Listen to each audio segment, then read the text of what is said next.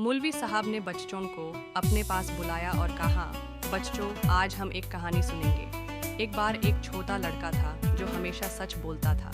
उसका नाम अब्दुल्ला था। अब्दुल्ला ने अपने वालिद से पूछा, अब्बू, अल्लाह क्या है? उसके वालिद ने जवाब दिया, अल्लाह वो है जिसने हमें और इस दुनिया को बनाया है। वो हमें प्यार करता है और हमारी हर ज़रूरत का ख्याल रखता है। अब्दुल्ला ने फिर पूछा, अब्बू, हम अल्लाह की इताअत कैसे कर सकते हैं? उसके वालिद ने कहा, हम अल्लाह की इताअत करते हैं वह उसके हुक्म का पालन करते हैं। हम नमाज पढ़ते हैं, रोज़ा रखते हैं और ज़कात देते हैं। मौलवी साहब ने बच्चों से पूछा, क्या तुम्हें अब्दुल्ला की कहानी समझ में आई?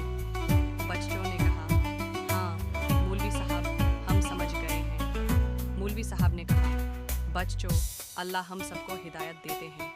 हमें अल्लाह की इताअत करनी चाहिए और उसके हुक्म का पालन करना चाहिए। हमें एक दूसरे से प्यार करना चाहिए और अच्छे काम करने चाहिए। बच्चों ने मौलवी साहब की बातें ध्यान से सुनी और कहा, मौलवी साहब, हम अल्लाह की इताअत करेंगे और उसके हुक्म का पालन करेंगे।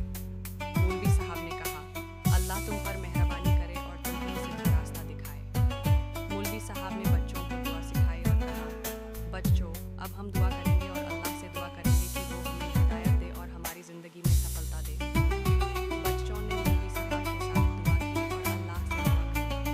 मौलवी साहब ने बच्चों को दुआ के बारे में समझाया और कहा, बच्चों, दुआ एक बड़ा सवाब का काम है। हमें तो करनी चाहिए और अल्लाह से अपनी ज़रूरतें मांगनी चाहिए। बच्चों ने मौलवी साहब की बातें ध्यान से सुनी और दुआ करने का इरादा किया।